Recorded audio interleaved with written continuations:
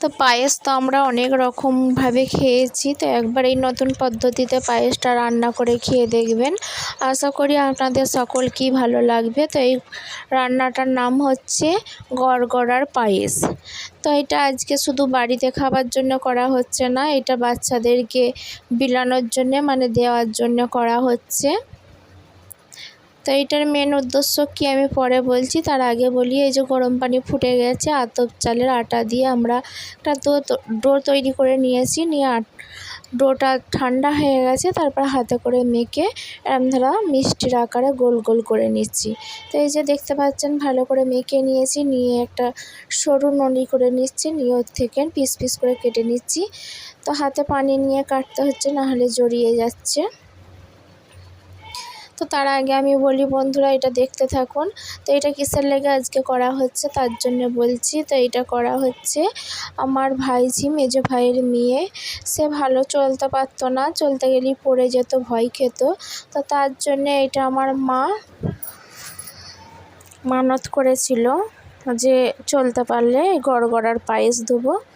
তো তারপরের দিন থেকেই নাকি আমার ভাইঝি চলতে পারে, চলতে শিখে গেছে। তো সেই উদ্দেশ্যে এটা করা হচ্ছে। তো এটা সব সময় মানে যে যখন পারবে দেবে আর কি, তো সঙ্গে সঙ্গে দিতে হবে এর কোনো মানে নয়। তো এই যে আমাদের গড়গড়াগুলো রেডি হয়ে গেছে, এবার আমরা পায়েসটা বানিয়ে নেব। তো এই যে এখানে গরম পানি হয়ে গেছে, ওর মধ্যে এলাচ, লবঙ্গ, দারুচিনি, কাজু, কিশমিশ সমস্ত কিছু দেওয়া হয়ে গেছে। আর এই যে গোবিন্দভোগ চালটাও দিয়ে দিয়েছে।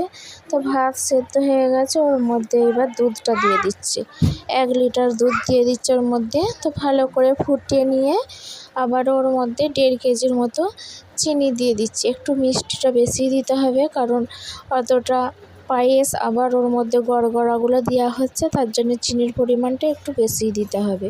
তো এই যে গড়গড়াগুলো ঢালার সময় আমি ক্যামেরাবন্দি করতে পারিনি, আমি জ্বালন আনতে গিয়েছিলাম, সেই সময় ভাত মানে পায়েসটা হয়েই ছিল বলে আমার মা ঢেলে দিয়েছে। তো রান্নাটা আমাদের হয়েই এসছে, এবার নামিয়ে নেবো। তো এই যে নামিয়ে নিয়েছি। কেমন হয়েছে গড়গড়ার পায়েসটা অবশ্যই বলবেন, আর এইভাবে বাড়িতে অল্প করে রান্না করে খেয়ে দেখবেন। আশা করি ভীষণ ভালো লাগবে, খুব সুন্দর, মুখে লেগে থাকার মতন, সকলেই খেতে ভালোবাসবে, ছোট বড় সবাই। তো এইভাবে একবার রান্না করে খেয়ে দেখবেন গড়গড়ার পায়েস। তো এই যে বাচ্চারা চলে এসছে, বাচ্চাদেরকে এটা বিলিয়ে দিচ্ছে মানে দিয়ে দিচ্ছে, বাচ্চারা আনন্দ করে নিয়ে যাচ্ছে, খাচ্ছে, দেখতেই পাচ্ছেন। তো আজ ভিডিওটা আমার এখানেই শেষ করব। তার আগে বলি যে যারা নতুন বন্ধু আছেন তারা চ্যানেলটাকে সাবস্ক্রাইব, লাইক, কমেন্ট করে দেবেন। আর যারা পুরনো বন্ধু আছেন তারা অবশ্যই একটা লাইক কমেন্ট করে পাশে থাকবেন।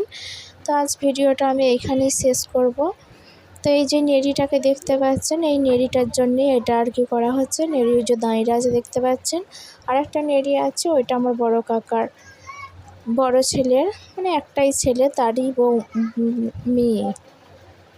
এই যে এইটা।